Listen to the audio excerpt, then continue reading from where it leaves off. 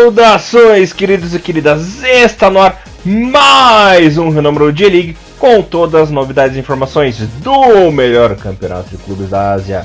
Aqui você ouvinte ficará por dentro de tudo o que rola no campeonato japonês. Galerinha, resumão completaço da J1, J2 e também da J3. Bom, como sempre, vocês estão na companhia de Elias Fallers, o Barburinho Alegria na apresentação, comentários dele, o mito, Mr. Thiago Henrique Cruz. Tudo bem com você, meu irmãozinho? Como é que você tá, rapaz? Salve, salve, Elias. Bom dia, boa tarde, boa noite, todos os nossos queridos ouvintes. Estamos aí mais uma semana do Renumero. Comigo está tudo bem, semana de feriado, né? Feriado no meio da semana, que, né? Fora de pagamento, que não serve de muita coisa, mas pelo menos deu pra gente arrumar as coisitas de casa, meu querido amigo. Maravilha, Thiago. Esse feriado do dia do trabalho, 1º de maio, é sempre muito dolorido pra mim, né? É o que todo mundo sabe, que eu sou um fã de carteirinha doente, que idolatro o maior ídolo da minha vida, o Ayrton Senna, né? Então é sempre dolorido esse feriado pra mim. E eu sou um cara que leva tão a sério o luto das coisas, que geralmente dia 1º de maio, feriado, eu não faço nada, fico em casa, assim, bem de boa, porque realmente é difícil. Pois é verdade. E o mais irônico, né, sobre das coisas, é que é um dia que é um feriado no país, né? O que talvez torne até pior, né? Que se for um dia normal, talvez você está trabalhando, fazendo outras coisas, aí você provavelmente não pensa tanto, né? Mas com certeza não vou dizer a palavra comemorado, né? Mas é lembrado, né? Todo 1º de maio. E, infelizmente, a data de falecimento do Ayrton Senna, é claro, a televisão tem várias coisas especiais, várias matérias, a internet todo ano relembra, né, alguns momentos interessantes. Eu e Elias estava até vendo mais cedo uma entrevista, não é entrevista, né, um vídeo da galera até esqueci agora o nome do canal, que é do Flávio Gomes, né, alguma coisa GP, alguma coisa assim que eles têm um canal de automobilismo, né? Agora eu esqueci completamente o nome do canal, mas depois eu vou lembrar e passo pra vocês. E lá eles fizeram uns especiais, né, sobre algumas gravações antigas, né, que o Flávio Prado tinha na época que ele cobria a Fórmula 1 e ele fez com o Ayrton Senna. Então foi pelo menos assim, todo ano tem alguma novidade, né, tem alguma coisinha a mais que o pessoal consegue garimpar aí, né, que remete ao grande Ayrton Senna. Maravilha, Mr. Thiago Henrique Cruz. Obrigado aí por ser solidário ao meu luto também, né? Agradeço suas palavras. Bom, cena sempre. Cena sempre, né? Cena sempre cena. Que por sinal era muito cultuado no Japão, que é o assunto do nosso Renumerozinho. Antes da gente comentar sobre a 9ª rodada, deixa eu passar uns resultados interessantes da 8ª pro pessoal aqui. Bom, o Hiroshima perdeu em casa pro Tóquio por 1-0. Urawa meteu 1-0 no Kobe, Frontale 2, Belmare 0, Sapporo 3, Marino 0, Nagoya 1, Júbilo 0, Matsumoto 1, Saga 0, olha esse Saga, tem coisa pior ainda, Shimizu 1, Cereço 0, Kashima 1, Vega Alta 0, Gamba 1, 8-1, Thiagão. Exatamente, essa foi a 8ª rodada, aconteceu coisas bem interessantes, né? O Vissel Kobe ainda não consegue engrenar vitórias, né? Começa aquela dificuldade. O time do San Francisco Hiroshima perdeu, né, cara, pro PFC Tóquio, um jogo bem pegado, assim, bem interessante, valia a ponta de campeonato, então um resultado bem interessante, né? O time do Júbilo, com o jogador expulso, acabou perdendo de 1-0 pro Nagoya jogando em casa, né? E pra mim, o resultado mais assim, interessante, mais empolgante pra mim, que lá na parte de baixo da tabela, obviamente, falando lá do Oita e do Gamba, o jogo foi 1-1, o Oita quase venceu o Gamba, foi questão de detalhes, assim, o Gamba acabou segurando, então esses pra mim foram os jogos em destaque dessa rodada. E agora, Elias, a 9ª rodada que também gerou ali não um frisson, mas ali um converseiro entre os torcedores de futebol japonês, porque teoricamente foi a 9ª rodada, ela marca o fim da era Heisei, né? Como a gente sabe, o Japão mudou de imperador, né? E agora o filho do imperador é Entor, né? Se não me engano, o nome dele é Naruhito, se eu não me engano, né? E agora, a partir da rodada 10, a J-League também estaria começando pela era Reiwa, se não me engano, a pronúncia correta.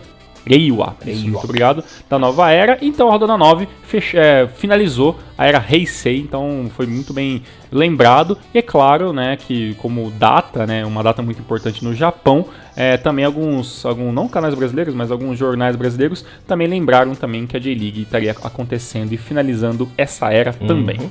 E no Japão, o japonês leva muito a sério isso, tanto que não é apenas uma simples mudança de era, né? Quando muda de era, por exemplo, teve o último desabrochar da Sakura na árvore, teve a última saída do avião do aeroporto, a última saída do trem da estação, o último embarque do ônibus, aí tem o primeiro embarque do ônibus, a primeira cerejeira.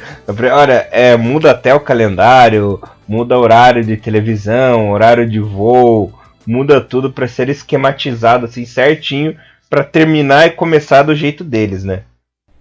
Caraca, e uma coisa muito, muito maluca, primeiramente uma coisa que não muda nada, mas é que agora o próximo Kamen Rider vai ser o primeiro Kamen Rider da era Reiwa. Exato, então, já que tá acostumado com era Showa, que eram os antigos, os Heisei, os Kamen Riders novos, agora vai mudar novamente. Vou ter um pouco de dificuldade em me acostumar com essa pronúncia com WA no final, né? É Reiwa, é isso, né? Wa. Reiwa, ok, muito bom. E uma coisa que eu achei muito maluco, assim, vendo todas as notícias, é que teve até uns protestos, né, cara, contra os japoneses meio que... Porque parece que vai ser vários dias de férias emendado uma coisa na outra, então a galera tava reclamando que isso ia afetar um pouco o comércio. Então, tipo, tinha uma pequena parcela, que deve ser muito pequena mesmo, né, dos japoneses que estavam fazendo até pequenos protestos, até contra o fim do imperialismo no país, assim, ou seja, né, nem no Japão dá pra agradar todo mundo, né? Então, o protesto é em tudo que é lugar. É o mundo moderno, por assim dizer, né? Pois é, olha só. E sabe quem não se modernizou, Tiagão? O Cereço. Abrindo a 9ª rodada, um jogo chato de dormir, que não dá pra esticar muitos comentários, que foi muito ruim. O Cereço empatou em casa com o Oita, rapaz. Olha o Oita aprontando em Osaka, né? Aprontou na rodada passada e agora aprontou de novo. E com esses 2 empates chegou a 17 pontos na 4ª colocação. E o nosso querido Cerecinho ficou na 13ª com 8. Pois é, Elias, ou seja, se o Oita empatou com o Cereço e empatou com o Gamba, o que nós podemos subentender que o Oita é melhor do que qualquer time de Osaka. Né? Mas eu vou te falar que esse jogo foi por pequenos detalhes que o Cereço não conseguiu vencer. É claro que o jogo não foi lá grandes coisas, obviamente o Cereço jogando em casa teve um pouco mais de posse de bola, posse de bola não, teve um pouco mais de ação no campo ofensivo, mas o Oita teve mais posse de bola, os chutes a gol foi teoricamente meio que parelhos, uma ou duas chances para cada lado de possibilidades fatais assim de fazer gol, podemos dizer assim, mas a verdade é que o time do Cereço não estava muito bem inspirado, que o Taki tentou uma jogada ou outra ali junto com o Takagi, né, e pelo lado do Oita, apenas algumas jogadas com o Onayu e o Fujimoto fake, mas infelizmente pelo ruim da tartaruguinha e claro, o pior pro time do Cereço que queria finalizar era Heisei numa parte maior da tabela, acabaram ficando em 0-0. Fujimoto fake que é melhor que o original, segundo as más línguas. Segundo as más línguas de Thiago Bontempo, que está completamente errado. Tá certo. Thiagão, falar um pouco do seu time agora, que em um jogo de gols idiotas, gols imbecis, a equipe do Sendai ganhou de virada do Gamba Osaka, né, jogando em casa. Por que eu digo gols idiotas? Primeiro porque no gol de abertura da equipe do Gamba Osaka, no escanteio, eu não sei que diabos que o Daniel Shimi, acho que a seleção subiu a cabeça dele, ele foi dar uma de Catiuxa lá no meio da faixa de gás, né, que ele pegou e pulou sem sentido algum, não alcançou a bola, e se eu não me engano... Foi Yadima. A bola bateu no Yadima ali, no Kyongun, não sei, foi tão rápido que eu nem pude perceber, e o Gamba abriu o placar. Aí, o Nagato no fim do primeiro tempo, ele chutou a bola e a bola desviou ali no defensor do Gamba e acabou matando o goleiro também, o Genta Miura, se eu não me engano, né? E quando tudo parecia que ia acabar de um jeito no empate, né? A zaga do Gamba dormiu, ficou olhando o Ishihara numa boa correndo para a lateral cruzou a bola no meio da área, o Nagasawa foi lá e arrematou pro gol. Mas eu não entendo isso. Tudo bem que o Gamba já tava contente com o empate e tal, né? Mas ficar olhando o cara finalizar, o cara chutou pro gol e virou aos 45 de segundo tempo, né, pô? Pois é, cara, olha, foi um negócio meio bizarro, né? Duas coisas que é bem interessante até frisar, né, pra enorme torcida do Gamba Osaka, é que o Miyamoto tá meio que querendo até mudar um pouco o esquema de jogo, né? No jogo contra o Ita, Elias, ainda voltando na rodada passada, o Gamba empatou, mas uma coisa que foi interessante, duas coisas interessantes, né? Finalmente tiraram o Fujiharu da equipe, né? O Fujiharu perdeu a posição de titular, finalmente. E o Gamba entrou com um esquema tático um pouco diferente. O Gamba, obviamente, já faz um bom tempo que joga no 4-4-2, né? E no jogo passado entrou num 3-5-2-1, ou num 3-5-3, tanto faz. 3-4-3, né? E não funcionou muito bem contra o Ita, até por causa do empate, o Gamba era favorito à vitória. Jogando fora de casa, o Gamba acabou não querendo arriscar tanto e voltou a jogar no 4-4-2, só que sem o Fujiharu, né? E aí aconteceu aquele gol que pra mim foi do Edinho, mas vendo aqui agora foi do Kim, né? O gol lá, o gol bobo, né? Aconteceu. Teoricamente ele não queria cabecear, né? Você vê que ele bateu nele, foi de cabeça e esbarrou nele, né? A bola nem teoricamente iria pro gol muito se ele tivesse cabeceado querendo, assim, né? E aí o segundo gol também foi uma baita bobeira, também a bola desviando no Miura. O Genta Miura que tava fora de posição, né? Ele que no Gamba joga um pouco mais aberto pela direita, como um lateral, e aí ele fez a troca com o Yonekuro, um negócio meio esquisito, teve um empate, e no final do jogo o gol lá que todo mundo ficou observando. É claro que o Sendai precisava muito da vitória, né? O time do Sendai tá em maus lençóis no campeonato, né? Teoricamente, a vitória contra o Gamba foi a segunda vitória do time de Sendai na competição até o momento, que é pouco, né? Uma equipe de Sendai que até o ano passado vinha escapando até com certas folgas, né, do rebaixamento, mas jogou melhor, teve mais posse de bola, teve mais tentativas de chute a gol, né? O time do Gamba veio tentando jogar um pouco mais fechadinho, principalmente quando toma um gol de empate, o time do Gamba deixa de avançar muito sem pensar e volta a ser aquele Gamba que joga em um esquema meio Corinthians, né? Segura um pouco, fecha o meio de campo, mas realmente a verdade é que o time do Sendai jogou melhor, merecia a vitória, até porque procurou muito mais o gol, né? Agora o Gamba, né, vai ter que se reinventar para as próximas rodadas aí. O Miyamoto está tentando encontrar maneiras de variar o seu elenco, maneiras de variar o esquema tático, mas a verdade é que o time do Gamba carece de algumas peças, principalmente no meio de criação. Pois então, Thiagão, o Miyamoto por enquanto tem quebrado a cabeça com esse time aí. Uhum. Realmente, agora, ele esperando essa pausa da Copa América, seria bom ele rever aí pro sistema defensivo e ver se consegue caçar alguém, né, pra repor esse sistema defensivo que realmente tá bem fraquinho. Pois é, mas eu acredito que se vier alguém pro Gamba, assim, obviamente que eu não estou esperando boas contratações, eu estou esperando realmente que eles acabem garimpando alguém do Sub-23 que joga a terceira divisão. Eu não vejo o Gamba com bala na agulha para trazer assim algum nome ou tirar algum jogador de uma outra equipe em final de contrato. Eu realmente acho que não vai acontecer eles nesse momento, não. Pois então, no Gamba, minha esperança havia acendido quando eles contrataram o Aoyama, né? No começo da temporada ali, mas não jogou até agora, às vezes nem é relacionado, fiquei bem desanimado. Mas bola pra frente, né? Pois é, o campo é até longo, o Gamba acredito que não vai ter nenhum problema de cair, mas assim, que tá sendo um futebolzinho feio já faz algum tempo, isso né? Então, né? Bom, Thiagão, e sabe quem tá com um futebolzinho feio também? Kashima Antlers. Ih, perdeu, velho. Perdeu de novo.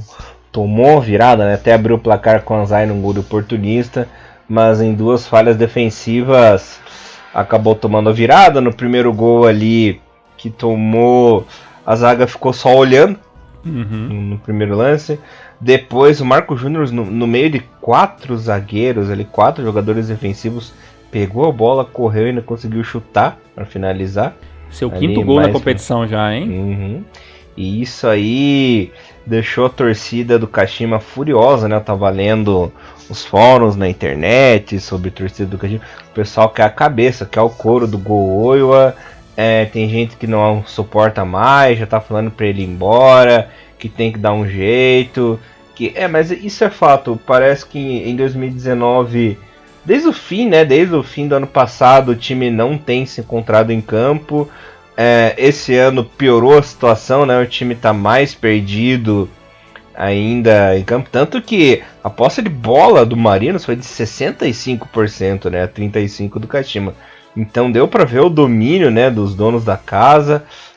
Não foi um futebol brilhante o jogado pela equipe do Marinos, mas foi suficiente, né? Venceu, chutou 9 vezes, né, com objetivo.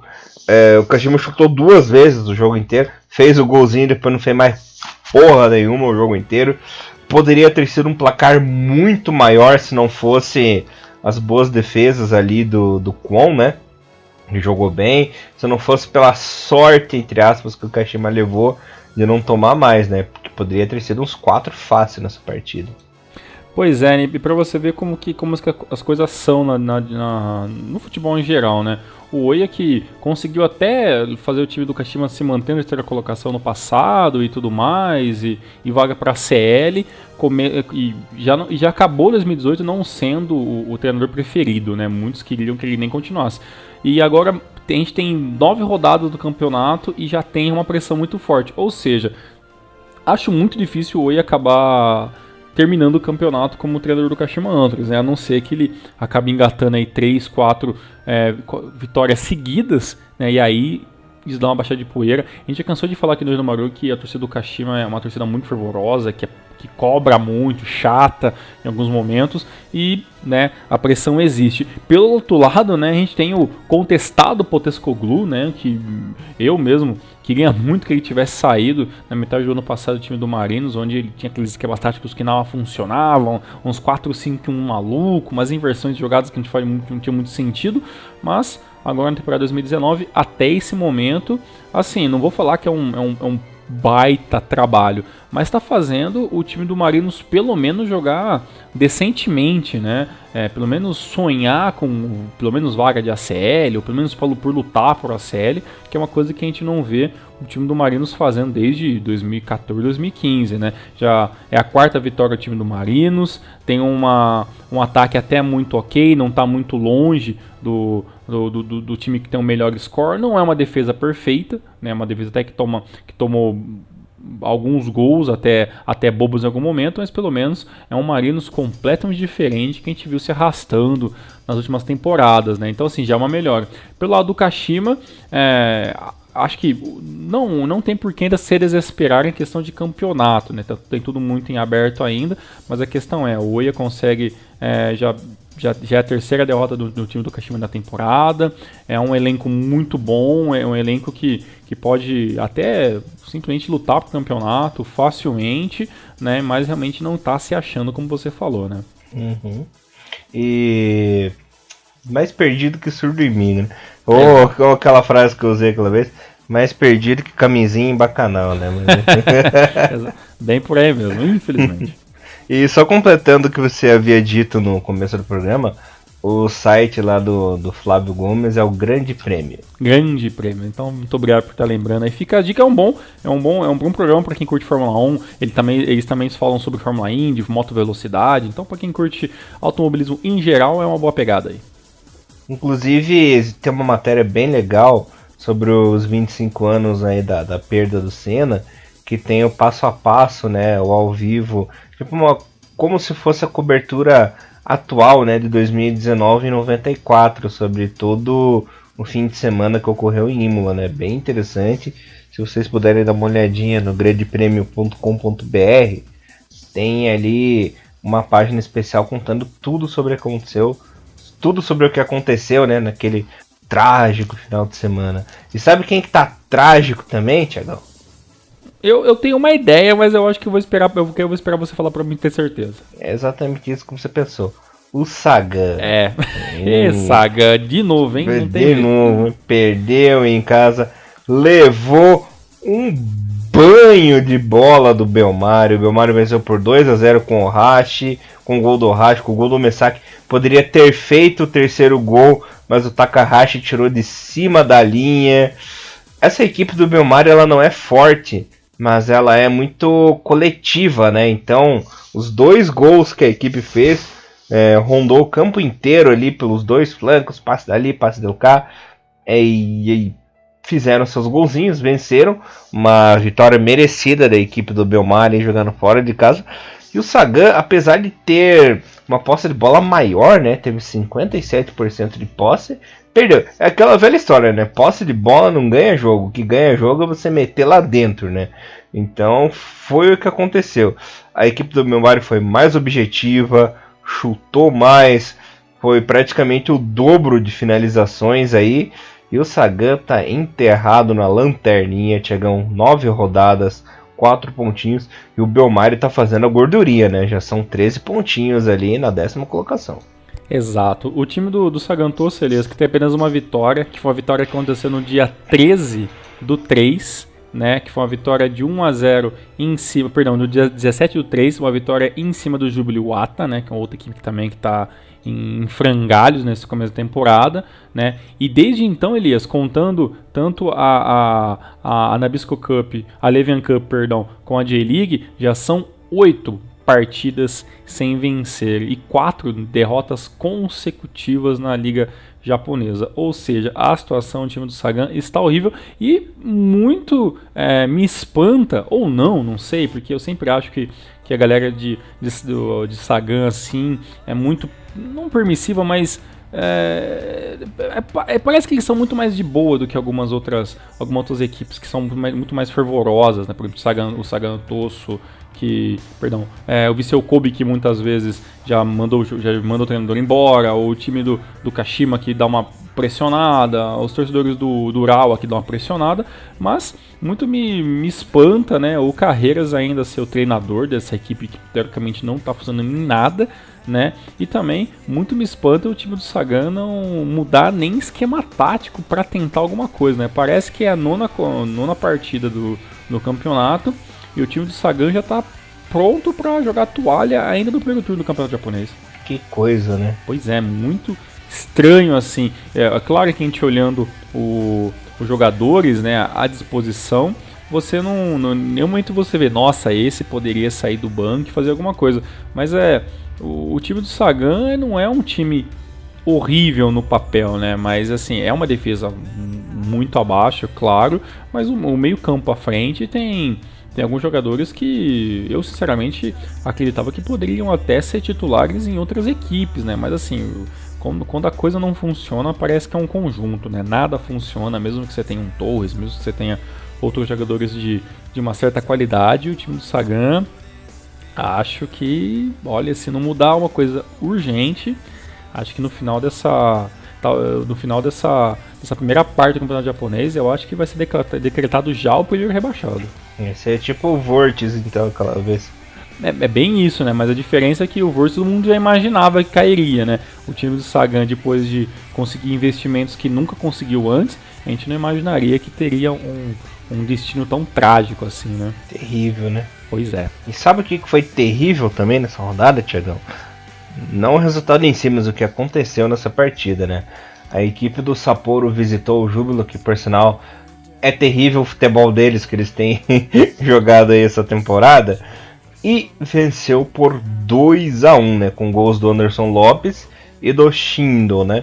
E o Adailton diminuiu ali mais pro final da segunda etapa. Mas eu digo terrível porque o Anderson Lopes, em um lance no fim do primeiro tempo, se machucou sozinho, né? Teve um estiramento na coxa.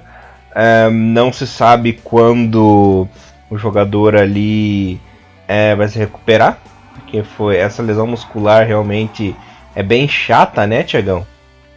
Bem séria também, né? Bem séria também. E quem se machucou, foi substituído, foi o Kawamata, né? Kawamata, num lance de escanteio, foi tentar uma cabeçada, perdeu o equilíbrio, acabou batendo a cabeça na trave ali. Ele que saiu, foi direto pro hospital, fez tomografia e tá tudo bem com ele. Mas foi um lance que assusta, né? Você vê o jogador batendo a cabeça ali, batendo as costas, a cabeça, né, Thiagão, ali na trave, e assusta bastante. Tanto que ele saiu imóvel lá na maca, porque realmente a dor devia estar bem complicada, né? Lembrando que ele mal havia entrado ali e já foi substituído. Exato. Teoricamente, a bruxa tá solta, né, em Iwata, né? O Júbilo não consegue engrenar alguns bons resultados, né? A equipe tem a terceira derrota consecutiva, né? Teve vitória em cima do próprio Shonan Bellmare, né? Que venceu o Sagan nessa rodada. Depois foram 3 chapuletadas, perdeu pro Shimizu por 2-1, perdeu pro Nagoya fora de casa por 1-0, e agora essa nova derrota pro time do Sapporo. É um futebol muito abaixo do esperado, né? O time do Júbilo, pelo menos, sempre teve um ataque muito rápido, tem pontas muito habilidosos, apesar das dificuldades, os problemas que andam tendo nessa temporada, ainda não justifica uma temporada tão abaixo, até porque o Nanami já estava meio que com o time um pouco na mão, né? Eu lembro que ele falou em alguma entrevista no passado que, na opinião dele, o time do Júbilo ele precisaria apenas de... Eu acho que o termo que ele usou foi tempo. Um pouco mais de tempo para se adequar ao futebol que ele acreditava ser interessante para o futuro para a equipe, né? Mas, infelizmente, essa maneira de pensar não vem funcionando, né? O time na zona de rebaixamento, ano passado também já foi um Deus nos acuda. Eu espero que o time do Júbilo não tenha um final tão triste como está desenhando para o time do Sagantoso. Tá complicado. E sabe quem que está com um final feliz até o momento, Thiagão? FC Tokyo, galera. Venceu mais uma em casa. Era uma presa fácil, né? Já era um jogo fácil de se prever aí. Meteu 2-0 no Matsumoto. Kensuke Nagai fazendo um gol bonito. O Diego Oliveira, num estilo inusitado, acertou o gol na cobrança. Aliás, também na moda, né? Depois que aquele jogador da Venezuela inventou esse pulinho, chute aí, todo mundo resolveu fazer, né? Viu que é eficiente. Não me lembro o nome de jogador agora, mas eu tava assistindo. Aquela vitória venezuelana pra cima da Argentina, né? Foi bem interessante. Que nesse lance de pênalti, simplesmente o zagueiro enfiou a bica no Takefusa Kubo, né? Ergueu, coitado dele. Nossa, chegou na ignorância, como falam lá em Canoinha, na voadeira pra cima do Takefusa Kubo. Se eu não me engano, foi até o Tanaka, né? O zagueiro ali. Enfiou a bicuda nele. E nem cartão levou, desgraçado, né? Pois é, se não me engano, esse Tanaka aí já tinha cartão amarelo desde o primeiro tempo. Eu falei, vai ser expulso. Aí não foi, eu falei, olha só. Assim, podem até parecer que no lance, com a bola um pouco mais lenta, a intenção foi maior do que na realidade. Mas assim, ou o Takefusa é muito pena pra ser levantado daquele jeito, ou o cara chegou meio assim. De qualquer maneira, eu acho que o cara tinha que ser expulso, né? Mas o juiz foi meio condescendente e tudo mais, teve lá o pênalti, beleza. Mas assim, que foi um lance meio que diferente. A gente tá acostumado com alguns pênaltis meio bobos, né, que acontecem na J-League. Quando você vê um que claramente o cara teve a intenção de parar o jogador com uma falta, né, a gente pelo menos esperava o cartão, né, e também esperava que não machucasse o moleque também, né, só faltava não Takefusa se machucar jogando com Matsumoto e Amaga, né, que tristeza que seria. Tristeza. Eu não sei porquê, mas eu tô com a intuição de que o Takefusa Kubo vai ser convocado para a Copa América, pelo menos para ganhar experiência. Não sei se ele vai jogar, mas ele vai ser tipo o Ronaldinho da Copa de 94, saca? Poderia ser, acho que não seria problema nenhum, né? Se ele for até para disputar algum jogo ou outro, assim, né? Até porque se o Japão vir com o esquema de Oba-Oba, é claro que nas próximas semanas a gente já vai ter, né? Logo, na metade agora do mês de maio já tem amistosos da seleção. Amistoso, eu estou fazendo aspas gigantes, né? Porque realmente... Vai ter o casado contra solteiro. Exatamente. Não desmerecendo a grande seleção de Trinidad e Tobago, né? E a seleção de Honduras, é isso, se não me engano, né? Outra equipe que o Japão vai jogar. Mas realmente amistosos muito abaixo do que a gente esperava. Mas falando sobre o jogo, legal, esse Tokyo interessantíssimo, já tinha conseguido colocar bastante pressão, né, e conseguido passar em primeiro vencendo o até então líder, né, Hiroshima na rodada passada, e agora consolida a sua segunda vitória, e que já é a quarta consecutiva, né, o time do FC Tokyo que tem a melhor defesa do campeonato, né, tomou apenas 5 gols, né, e eu falo 5 porque tem equipes que já tomaram 19 gols. Essas equipes são Gamba e Shimizu, né? São as equipes mais vazadas no campeonato. Tem 15 gols feitos, né, teoricamente um dos melhores ataques, só perde pro ataque do Nagoya, né, que como sempre já tem nas últimas 2 temporadas tem feito bastante gols, né? Então o time da FC Tokyo está fazendo teoricamente barba, cabelo e bigode do campeonato, tá disparadamente a equipe aí com melhores apresentações em campo e tá, claro, merecendo estar em primeiro colocado. Tá merecendo mesmo, né? Só lembrando aqui das informações, Thiagão, na verdade o Japão vai enfrentar El Salvador, é pior ainda que El Honduras. Salvador, é pior que Honduras, El Salvador, caraca. E vai jogar lá no Miyagi Stadium, né? Faz muito tempo que a seleção não joga lá em Miyagi, se eu não me engano, nem lembro o ano mais. Eu lembro que chegou a jogar na Copa, inclusive foi o estádio que o Japão foi eliminado, né, contra a Turquia lá na Copa de 2002, um estádio meio traumático. Mas engraçado que o Sendai nem joga lá também. Exato, é um estádio que tá meio elefantão branco lá, né? Esquisito, né? Assim, e também são amistosos assim, que é pra sair do Japão ganhando jogos, né? Porque é o Salvador, putz, é pior que Honduras, realmente. Eu já achei que Honduras ia ser um puta buraco sem fim, imagina El Salvador. Você falou um negócio interessante de elefante branco. Caiu na minha prova de japonês lá, elefante, não lembrava nem fudendo como é que era. Como é que escrevia essa bosta. Eu sabia que era Okizou, né? Mas eu errei lá como que escreve. É Zou com OU no final, coloquei com Zou só. Errei, mas enfim. Só comentário aleatório que veio da minha cabeça. Por um momento eu achei que você tinha que escrever elefante branco, aí seria muito mais louco. Aí teria política e caixa 2 pra você escrever em japonês lá na prova. Bom, deixando o Shiro e o Kizo aí de lado, quem não tá nada elefante, mas tá gordo, não é brincadeira. Não falando de elefante, mas falando da baleia agora, Thiagão. Okay. O Nagoya ganhou de 1-0 do Hiroshima. Olha esse gancho, olha que gancho. Isso chama-se gancho jornalístico, rapaz. Olha aí. Caraca, que beleza, hein? A baleinha friuilizou e ganhou de 1-0 da equipe do Hiroshima. Hiroshima, com essa derrota aí, sentiu um pouco, né? E caiu para a 3ª colocação. Olha como foi importante a vitória da baleia aí. Com essa vitória, o Nagoya assumiu a vice-liderança, Thiagão. 19 pontos. Exatamente. O time do Hiroshima que talvez ficou meio escaldado, né? Tomou o primeiro sacode ali do FC Tokyo na rodada passada, ficou meio assim, né? Claro, né? Agora no jogo foi jogar fora de casa, tem também todo o esquema de ser um jogo em Nagoya, e o time do Nagoya foi pra cima, riscou, foi um jogo bem aberto, não foi um domínio predominante do time do Nagoya Grampus, mas foi suficientemente bem, né, para vencer o jogo. Agora assume a 2ª colocação, é o melhor ataque, como eu falei, né? Fez 17 gols, tomou apenas 6. É o Nagoya completamente reverso àquela temporada de 2018, né, e tudo mais.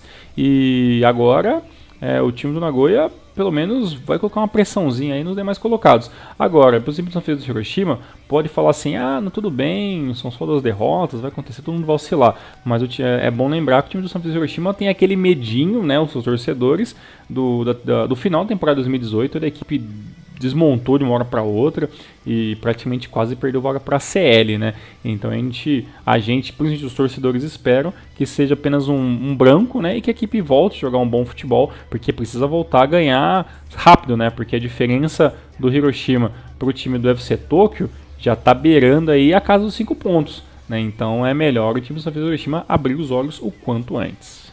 E quem está correndo atrás também no resultado, galera, é um Frontale, né? Mais uma vitória fora de casa aí. 2-1, gols do Mauá. Eita, buguei. Do Mawatari e do Kobayashi, né? O Furuhashi diminuiu pro Kobe. Aliás, o Mawatari fez uma excelente cobrança de falta, né? Sim, falta lembrou até aquela falta que o Nakamura bateu contra a França lá em 2003, né? Que bateu numa trave e entrou do outro lado. Kobayashi fez o golzinho dele também. Furuhashi mais no finalzinho diminuiu para a equipe da casa, mas não adiantou muito, né?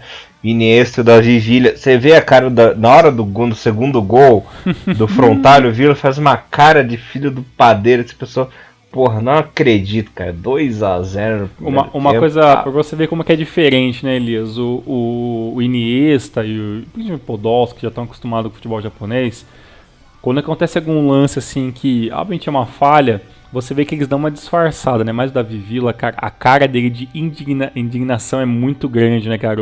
O Villa, pra essa nova geração, é pra quem não viu muito, ó, eu entro nesse grupo também, que não viu jogos ao vivo do Dunga jogando no Jubiluata, né, nos anos 90, né? Que é cara de puto quando os caras erravam o gol. E uma coisa interessante é que no gol do Vissel Kobe, que, cara, pra mim foi genial a jogada do Iniesta, né? Ele avança, ele recebe a bola na ponta da área, aí ele gira com a esquerda, né, e o marcador vai marcar ele a perna esquerda dele, ele vai lá, cara, e cruza de direita, caramba, a habilidade do cara é um bagulho fora da curva. E pelo lado do Frontale, uma coisa interessante, que além do gol de falta, é que finalmente o Yu Kobayashi consegue fazer seu primeiro gol na temporada 2019 pelo time, né? Ele que em 2018 chegou a fazer 15 gols, foi uma temporada que as lesões deram uma acalmada, mas no finalzinho ele acabou não conseguindo fazer alguns gols, e até por isso perdeu, né, a vaga na seleção que ele estava tentando conquistar aos poucos. E agora o Yu Kobayashi volta a vencer e já começa a aparecer cartaz no estádio pedindo a volta dele na seleção, mas a grande verdade é que tá muito longe, né, do Yu Kobayashi poder voltar à seleção, mas, né, o time do Frontale, a joia, como assim Elias Falas apelidou, começa a garimpar aí o seu espaço para voltar a ser o atacante titular, né, do time do Frontale. O Frontale que está correndo um pouco por trás, um campeonato um pouco mais difícil para ele, mas assim, não dá para não dizer, né, que o Frontale é sim um dos candidatos a pelo menos lutar pelo time 2019 também. Realmente, Thiago, é um time que tá constante agora, tá melhorando aí seu futebol e vai crescer, né? Cresceu no passado, eu tenho certeza. Bom, recursos a equipe tem, né? Pra ver que realmente é muito bom. Vamos ver o que dá. Enquanto o nosso querido Yu Kobayashi, por que não, né?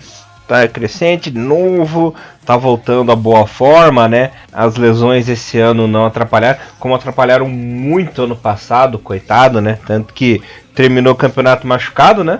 Exato, 2017 também tomou umas pancadinhas também aqui no campeonato. Então, esses dois últimos anos do Yu Kobayashi foi bem complicado, inclusive ficou de fora da Copa do Mundo por isso, né? Que se machucou muito entre 2017 e 2018.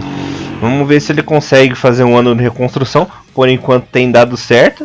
E por que não? Olha, convoca para as eliminatórias. Para a Copa América acho difícil ele jogar. Se o Japão mesclar um time mais alternativo, quem sabe, né? Vamos ver o que acontece, Mr. Thiago Henrique Cruz. Exatamente. Exato, né? E sabe quem fechou aí a Era Heisei, o último gol da Era Heisei? Um dos jogadores mais polêmicos, amado por muitos, odiado por todos, né? Shinzo Koroki, né, Thiago? Olha só. O Urawa venceu por 2-0, Maurício fez o primeiro gol, e lá nos acréscimos da puta que pariu, Koroki fez o golzinho que encerrou a Era Heisei da J-League. Foi o último jogador a marcar na era antiga. Tinha que ser o Koroki, né? O Yanagisawa da vida moderna da J-League. Exatamente. Se existe alguém que pode ter o título de último samurai, esse é Shinzo Koroki, né? É um cara que infelizmente não deu certo na seleção japonesa, mas assim, não há muito o que dizer mal dele na equipe do Urawa, né? O cara que veste a camisa. O time do Urawa fez um bom jogo, dominou o time do Shimizu. Nem que Tagawa, Chonsei e a turma conseguiu revidar esse placar, né? A verdade é que o time do Urawa, quando começa a impor o seu ritmo de jogo, é muito difícil, né, da outra equipe reverter o placar, né? O problema é que o time do Urawa não tem conseguido impor esse futebol durante muitas rodadas para poder finalmente voltar a disputar o título diretamente, né? Tá numa boa colocação, é uma equipe que não toma muitos gols, mas o grande problema é que talvez esse Urawa 2019, beleza, é que é um time que não anda balançando muitas redes, né? Todos os últimos 2 jogos antes dessa rodada 9, o time do Urawa venceu pelo placar mínimo de 1-0, né? Tanto que o Urawa está na quinta colocação, como eles vão falar depois, toda a classificação completa, mas o time do Urawa tem apenas 8 gols feitos e tomou 7. né? Então é uma equipe que não toma muitos gols, mas quando você vê que fez apenas 8, você vê que realmente o time do Ural está com dificuldades ali de dar esse último tapa aí para a bola balançar o capim no fundo do gol, como dizia os narradores de futebol antigo. O problema, Elias, é que o time do Ural também se desfez de alguns jogadores, né? Saiu o Lee, né? O Mutor, né? Já não tá fazendo, desde o ano passado já não faz uma temporada assim avassaladora. Aí o Kuroki acaba ainda sendo esse cara de referência, né? E a gente tá vendo no banco que talvez entre um nome e outro não tem ninguém ainda. O Everton é esse cara que pode jogar um pouco mais na frente e não como centroavante, mas que pode dar uma mobilidade um pouco maior, mas ainda também não fez assim uma partidas encantadoras. Ou seja, ainda o time do Urawa precisa e muito de Shinzo Kuroki. Pois então, Thiago, o problema do Urawa é justamente na parte ofensiva. Tirando o Kuroki, não existe nenhum goleador no time, porque o Kuroki é um cara goleador que faz muito gol mesmo, né? As opções é o Martins, o Nabo, que convenhamos, de longe não são goleadores. Tem o Mutofake, que é aquela incógnita, né? A gente nunca sabe o que vai acontecer. Tem o Sugimoto, só que o Sugimoto tá naquela fase de adaptação, chegou agora, já fez seu golzinho, claro, né? Fez 5 partidas. Mas no Cereço, tudo bem que ele fazia seus golzinhos, mas não era, que artilheiro, né? Goleador, faro de gols. Não, é um atacante normal, né? Então, tirando o Kuroki, que realmente faz gol até de piroca se deixar, né? Que o bicho tem um faro desgraçado pra gol. Não tem. Tá sozinho. Exato. E tem um detalhe, né? O time do Urawa, ele fez a sua grande contratação para essa temporada, que foi o Sugimoto, né? Talvez na ideia de ele ser um novo substituto pro Kuroki, para ele ser esse grande goleador, até pela temporada ok que ele fez pelo Cereço, as últimas 2 temporadas pelo Cereço. Mas é como você falou, né? Muitos jogadores que são ok apenas, não são goleadores natos, né? E até porque até o Sugimoto ele não é nem mais nenhum garoto até, né? Já tem 26 anos, né? Então assim, é um jogador formado que, se tiver um auge, não vai passar muito daquilo que já está fazendo, né? E vendo aqui a lista dos gols do time do Urawa em 2019, a lista, se você for ver, não é muito animadora, né? Por exemplo, o Kuroki tem 4 gols. Aí depois todos os outros jogadores têm apenas 1 gol. O Sugimoto tem 1 gol, o Everton, o brasileiro, tem 1 gol, o Moriwaki tem 1 gol e o Maurício tem 1 gol. Então assim, tirando de atacantes, tirando o Kuroki que tem 1 gol e o Sugimoto tem 4 gols e o Sugimoto que tem apenas 1, o Martins não fez nenhum, o Muto não fez nenhum, sabe, o Andrew lá, o jogador australiano também praticamente quase, teoricamente nem jogou ainda, né, essa é a grande verdade. Então, assim, o time do Urawa talvez está na hora de começar a pensar em montar um time aonde o meio campo se joga um pouco mais ofensivamente, né? Porque se depender apenas do Kuroki, talvez a equipe do Urawa acaba passando em branco, até porque o Kuroki não resolve o jogo sozinho, né? Maravilha, Thiagão. Deixa eu passar aqui pro pessoal a classificação e artilharia. Bom, galerinha, o líder no momento é o Tokyo. Em segundo lugar temos o Nagoya Grampus com 19 pontos, né? Lembrando que o Tokyo tem 23. E o Hiroshima na terceira com 17. Essas equipes estariam classificadas no momento para a CL. Na zona de playoff temos o Vegalta Sendai com 7 pontinhos. Não muito longe do pessoal que está fora, né? A primeira equipe fora é o Gamba Osaka com 7 pontos também. Mas tem... Deixa eu ver o que ele tem aqui.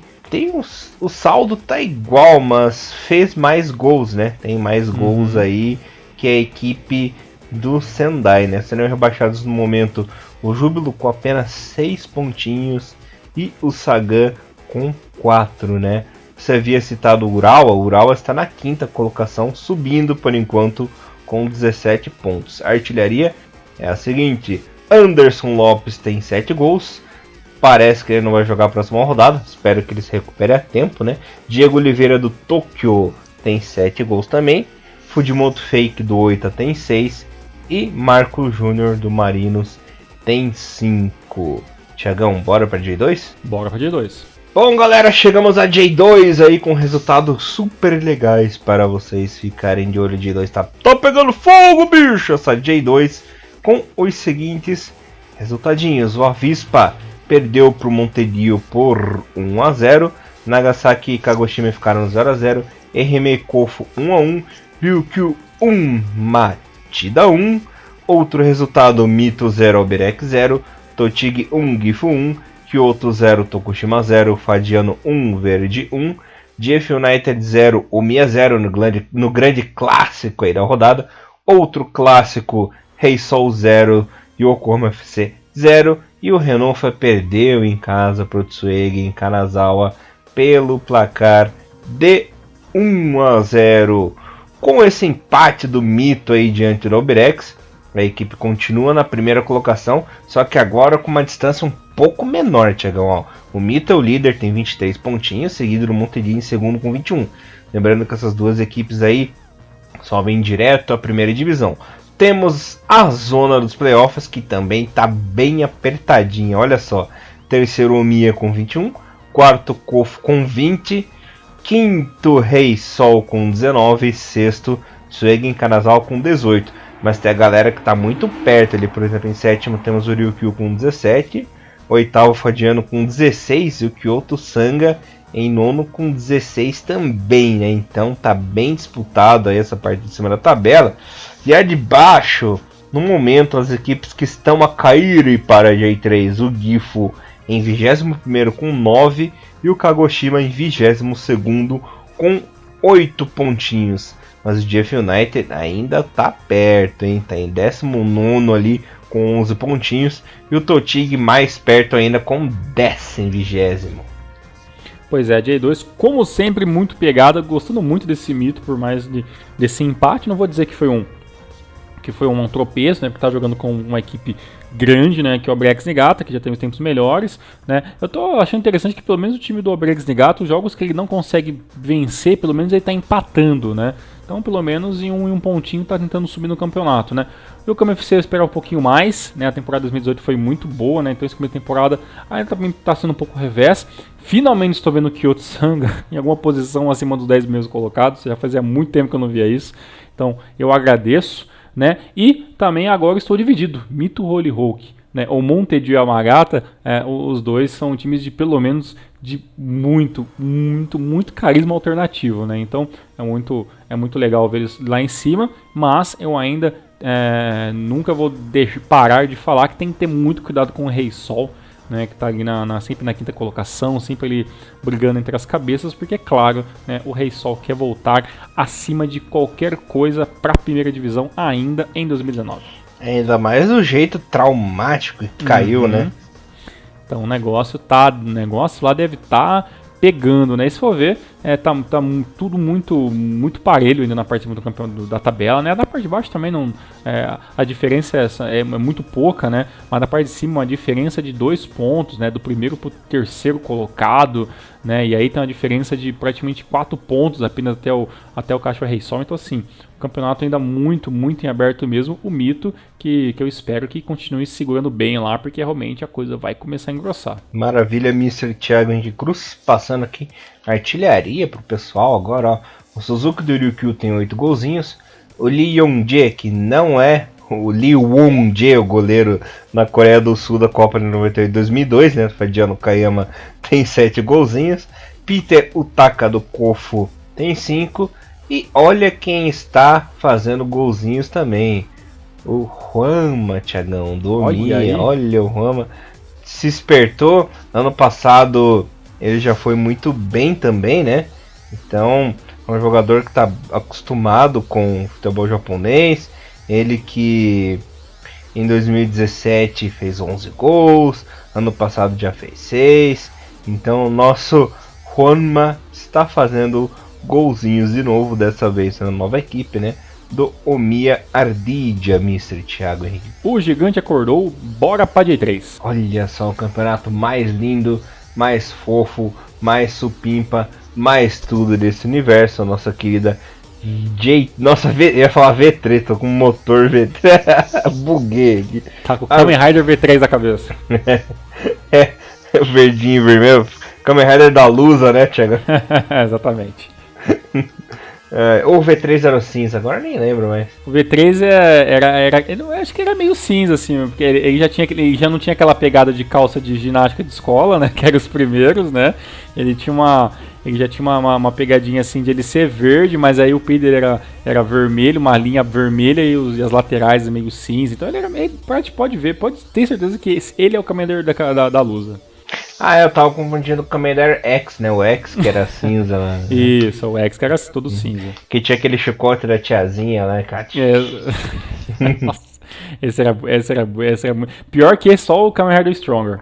Nossa, cara, o Stronger era muito bizarro, né? Ele pegava o negócio ficava vermelho, dele erguia e jogava, explodia os negócios. E que tinha uns inimigos gatinhos, né? Não gatinho de bonito, eles literalmente eram gatinhos, né, Thiago?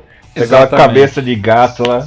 Exato, não que o Rider-Man também seja muito legal, que tinha a boca de fora, assim, era uma loucura os tokusatsu dos anos 70. O Rider-Man que era o famoso Capitão Gancho, né? Exatamente. A fusão do Capitão Gancho com o Inspetor Bugiganga, né? Era difícil, cara. Depois ali do Kamen Rider Super Ones, abaixo disso aí era só loucura. Meu preferido desses antigos é o Amazon, tem até o bonequinho dele. A Amazon é muito foda, cara. Então, tanto que tem até uma versão mais nova aí pra quem não assistiu, pra quem não assistiu ainda, pra assistir fica bem interessante. Que foi patrocinada, inclusive, pela Amazon Japan, né? Exatamente, olha que jogada de marketing genial. Patrocina nós, Amazon, tamo querendo. Faz favor. Legal que a J3, Elias, pra quem... todos nós temos dificuldade de acompanhar a terceira divisão, mas pelo menos quando você coloca J-League Division 3 no Google, agora aparecem os jogos e a grande maioria deles já tem o linkzinho para você pelo menos ver os gols, né? Que para quem procura muito sobre futebol no Google, por campeonatos, muitas vezes aparece os compiladinhos dos gols, né? E antigamente a J3 nem aparecia muito, né? Pelo menos agora a J3 aparece lá com seus loginhos, com a maioria dos jogos já tem uns highlightzinhos, então assim, a J3 já está começando a aparecer no mapa mundial do Google. Graças ao Hinomaru, né? Graças à divulgação do Hinomaru. Com certeza. Bom, Thiagão, passando os resultados aqui do J3, foram os seguintes: o Zaspa empatou com o Sub-23 do Gamba, com o Gamba B, vamos falar assim, Sub-23 é muito grande, vamos falar Gamba B, em 0x0, Fudieda 2, Parceiro 0, Blobitz 0, Giravan 0 também. Quanto 0x0, hein? Vanraure 2, Fukushima 3, Yokohama Sports 3, Tokyo B 2, Sagamihara e Kamatamare ficaram no 1x1. O Azul Claro perdeu em casa pro Asuka Kumamoto por 2x0. Gainare 1, Grula 1 e Cereço B 0, Kataler Toyama 0. A classificação é a seguinte no momento, Tiagão. Fudieda líder com 16 pontinhos. Se eu não me engano, se o Fudieda ser campeão, ele sobe, porque ele tem a licença. Amém. Tenho quase certeza que eles têm a licença. O Cereço B no momento é o segundo colocado com 14. Gravans 14 também em terceiro. E o Kamatamare 14 também na quarta colocação. Em quinto, estamos chegando, hein, Tiagão? Em quinto já está o Uroasu Kumamoto com 11 pontinhos. A classificação no momento é a seguinte na artilharia: o Meshino do Gamba B tem 6 gols, Morishima do Fudieda tem 5, Yamada do Cereço B tem 5 gols também, e Oando do Cereço B tem 4 gols, Mr. Thiago Henrique Cruz. Olha só, a J3 sempre muito envolvente. Preste muita atenção, cara, muitos desses jogadores que estão jogando artilheiros aí são jogadores que têm sim uma boa projeção para ir para times de outras divisões, né?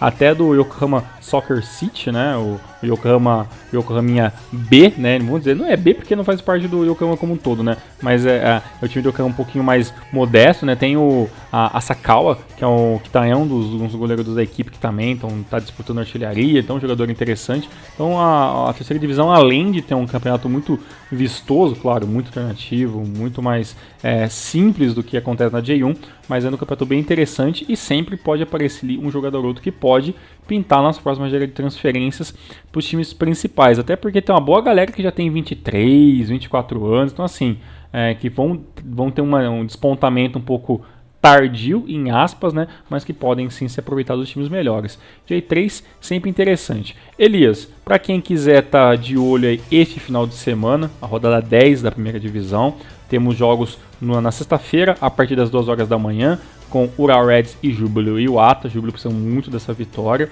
Também temos Yokohama Marinos contra o Sanfrecce Hiroshima, também na sexta-feira, 2 horas da manhã. E depois também temos jogos às 3 horas da manhã, temos jogos aos sábados, nos horários das 2 e 4 horas da manhã. E também lembrando que a J2 também tem jogos na sexta, no sábado e também no domingo. Elias Fallers. Maravilha, Thiagão. Uma rodada aí cheia para vocês no final de semana inteiro. Só para encerrar o assunto do J3 que você havia dito ali, tanto o Ando quanto o Yamada já foram relacionados para jogos da equipe principal, não chegaram a atuar, mas ficaram no banco. E o Mesh não jogou no fim de semana, jogou 2 minutinhos, mas jogou, né? E jogou também nessa rodada com o time B aí do Gamba. Então, realmente ajuda muito nessa J3 aí para o famoso rodízio de elenco, né? Exato, até porque é permitido, não é fora da regra fazer isso, né? Muitas vezes alguns campeonatos não é permitido, alguns jogadores que estão numa equipe jogar um outro campeonato, mas a J-League está um pouquinho diferente, ainda é permitido, eu acho que isso não vai acontecer durante muito tempo. Acho que quando for extinguidos os times Bs, né? Os que nós não chamamos mais de sub-23, porque não são, porque tem jogadores mais velhos jogando que isso. Acredito que quando essas equipes saírem da J3, eu acredito que não vai poder mais ter esse rodízio de uma equipe, um jogador que joga numa equipe tal, jogar no outro campeonato. Acredito que essas regras aí de mudar, né? Mas por enquanto que seja pelo menos positivo para estar dando para essa galera um pouco mais de bagagem, né? Quem pode ter isso, né? As equipes principais, né? Que tem mais de uma equipe na J-League, que vão acabar aproveitando um pouco mais sobre esse rodízio. Uma coisa também interessante a gente falar também, Elias, que o Rinomaru nosso da semana passada, né, o episódio 183, né, que foi do Kunitigi Kamamoto, teve bastante visualização, a galera gostou bastante, elogiou, tá? A gente agradece a todos que ouviram. Se vocês estão ouvindo esse podcast e não ouviu o da semana passada, vai dar uma procuradinha lá, escute ou baixe, né, no nosso link do Go Drive as lendas japonesas da semana passada, essa semana de J-League, e na semana que vem é mais uma lenda que a gente vai fazer, já que a gente ficou tanto tempo sem fazer o podcast das lendas japonesas. Semana que vem é sobre o gigantesco Yuji Nakazawa, né, o bomber que se aposentou ano passado do Yokohama Marinos, e aí depois a gente volta nas nossas programações normais, até porque a J-League não para, pelo menos até segunda ordem, né? Então os programas do futebol japonês voltam sempre em 15 dias, sempre em 2 rodadas, se tudo der certo, meu querido amigo Elias Fallers. Maravilha, Mr. Thiago Henrique Cruz. Agradeço aí pelas informações, agradeço pela companhia.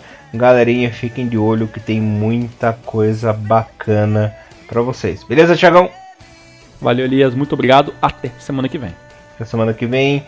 Valeu, Thiagão, valeu, galera aí. Rinomaru, levando o melhor futebol japonês pra vocês até semana que vem. Valeu! Abraço, tchau. Sayonara.